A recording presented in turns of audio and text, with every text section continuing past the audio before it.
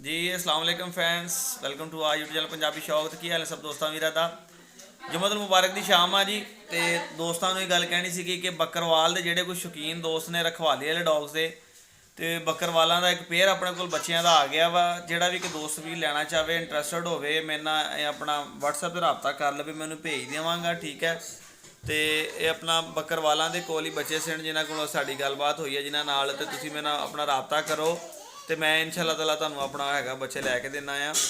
ਬੱਚੇ ਆਪਣੇ ਕੋਲ ਇੱਥੇ ਫੈਸਲਾਬਾਦ ਵੀ ਆ ਜਾਣਗੇ, ਕਾਰਗੋ ਜਿੱਥੇ ਕਹੋਗੇ ਕਰਵਾ ਦਿਆਂਗੇ।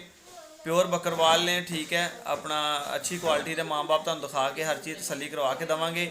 ਜਿਹੜਾ ਵੀ ਕੋਈ ਦੋਸਤ ਵੀਰ, ਕਿਉਂਕਿ ਕਾफ़ी ਸਾਰੇ ਕੰਟੈਕਟ ਸੀਗੇ ਮੇਰੇ ਕੋਲ ਜਿਹੜੇ ਕਿ ਲੋਕ ਸਿਰਫ ਔਰ ਸਿਰਫ ਬੱਕਰਵਾਲ ਮੰਗ ਰਹੇ ਸੀਗੇ। ਬਹਰਹਾਲ ਮੇਰੇ ਕੋਲ ਕਾफ़ी ਨੰਬਰ ਮਿਸ ਹੋਣ ਦੀ ਵਜ੍ਹਾ ਨਾਲ ਮੈਂ ਨੰਬਰ ਨਹੀਂ ਸੇਵ ਕਰ ਸਕਿਆ। ਮੈਂ ਕੋਸ਼ਿਸ਼ ਕੀਤੀ, ਮੈਨੂੰ ਨੰਬਰ ਨਹੀਂ ਮਿਲੇ। ਸੋਚਿਆ ਕਿ ਇੱਕ ਛੋਟੀ ਜਿਹੀ ਵੀਡੀਓ ਬਣਾ ਕੇ ਪੋਸਟ ਕਰ ਦਈਏ ਕਿ ਜਿਹੜੇ ਦੋਸਤਾਂ ਨੇ ਮੈਨੂੰ ਬੱਕਰਵਾਲ ਵਾਸਤੇ ਸਪੈਸ਼ਲ ਕਿਹਾ ਸੀ ਕਿ ਅਰਸਲਾਨ ਭਾਈ ਬੱਕਰਵਾਲ ਦੇ ਬੱਚੇ ਚਾਹੀਦੇ ਆ, ਉਹ ਫਿਲ ਫੋਰ ਮੇਰੇ ਨਾਲ ਰਾਬਤਾ ਕਰ ਲੈਣ, ਠੀਕ ਹੈ। 0301501441 ਜਲਦ ਤੋਂ ਜਲਦ ਰਾਬਤਾ ਕਰੇ। ਨੰਬਰ ਮੇਰਾ ਸਾਹਮਣੇ ਉੱਪਰ ਲਿਖਿਆ ਵੀ ਹੈਗਾ, ਟਾਈਟਲ ਦੇ ਵਿੱਚ ਵੀ 0301 50 14 241।